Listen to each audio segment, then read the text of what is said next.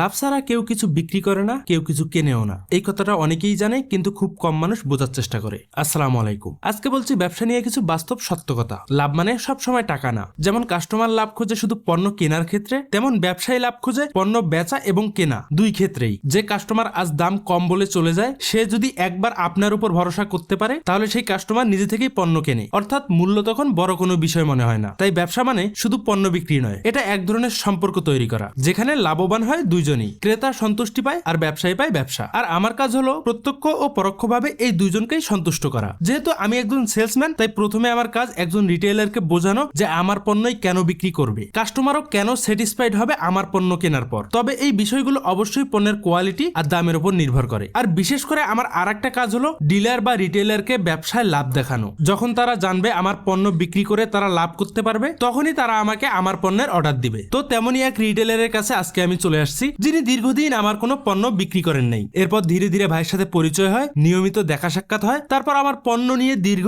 আলোচনার পর মাশাআল্লাহ ভাই এখন আমার একজন বড় ও নিয়মিত রিটেইলার। আর 3 দিন আগে ভাইকে বেশ কিছু পাইপ ডেলিভারি করছি এবং আরো কিছু পাইপ ডেলিভারি করব। সেই হিসেবগুলো খাতায় লিখে দিয়ে রওনা দেই দশগড়িয়া মার্কেটের উদ্দেশ্যে। এই দশগড়িয়া মার্কেটে আমার দুজন রিটেইলার আছে, যদিও 4 থেকে 5টা স্যানিটারি দোকান আছে এই মার্কেটে, তবে সবার সাথে আমার ব্যবসা নাই। আর আমি এক মার্কেটের সকল দোকানদারের সাথে ব্যবসাও করি না, করার ইচ্ছাও নাই। আর এতে করে আমার রিটেইলারদের আমার পণ্য বিক্রি করার পর লাভ করার ক্ষেত্রে ভালো একটা ভূমিকা কাজ করে। কারণ একই পণ্য সব দোকানেই থাকলে সেই পণ্যে লাভ করা খুব কঠিন হয়ে যায়। সেই পণ্য নিয়ে ব্যবসায়ীদের মধ্যে আলাদা একটা কম্পিটিশন কাজ করে, ফলে ওই পণ্য বিক্রি করে কোনো ব্যবসায়ী ভালো লাভবান হতে পারে না। তাই আমি যে কোনো মার্কেটে 5 থেকে 6টা দোকান থাকলে বেছে বেছে 3 থেকে 4টা দোকানে আমার পণ্য বিক্রি করার চেষ্টা করি। তো এই দশগড়িয়া মার্কেটে এসে আমার রিটেইলার শহীদ ভাইয়ের সাথে কথা বলে চলে আসি ফারুক ট্রেডার্স এর ফারুক ভাইয়ের কাছে। এই ফারুক ভাই গত বছর ক্লোজিং করতে গিয়েও আমাকে এখন পর্যন্ত ভোগাচ্ছেন, আর আজকে এতটুকু আশ্বস্ত করছেন যে আর বেশি সময় তিনি নিবেন না। আর এর মধ্যে আমার খিলপাড়ার রিটেইলার ফারুক ভাই বেশ কিছু ফিটিং জাতীয় পণ্যের অর্ডার দেয় হোয়াটসঅ্যাপে মেসেজের মাধ্যমে, এবং তিনি সেগুলো বিকেলের মধ্যে ডেলিভারি চেয়েছিলেন। যদিও আজকে সন্ধ্যার দিকে আমি একটা পার্সোনাল কাজে মাঝদি যাই, যে কারণে ফারুক ভাইকে আগেই বলে রাখছি যদি সম্ভব হয় পণ্যগুলো পাঠাবো, আর যদি না হয় তাহলে